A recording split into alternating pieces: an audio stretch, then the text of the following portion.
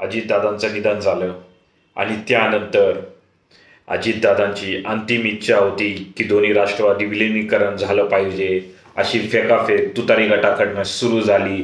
जणू काय या तुतारी गटाला आधीच माहीत होतं की अजितदादा या दिवशी विमानातनं क्रॅश होऊन त्यांचं मृत्यू होणार आहे. अंतिम इच्छा कोणाची असती तर अंतिम इच्छा हीच लोक व्यक्त करतात जी लोक तुरुंगात असतात. त्यांना माहिती बाबा आपल्याला फाशी होणार आहे, तर ती होण्यापूर्वी त्यांना अंतिम इच्छा काय असते ते विचारतात. त्यावेळेस ते सांगतात कोण बिर्याणी खायची, जसं की कसं म्हणत होता बिर्याणी खायची, मग त्याला बिर्याणी खायला दिली, ती अंतिम इच्छा होती. त्यानंतर काही कैदी असतात ते म्हणतात बायकांना भेटायचंय, पोरांना भेटायचंय वगैरे वगैरे.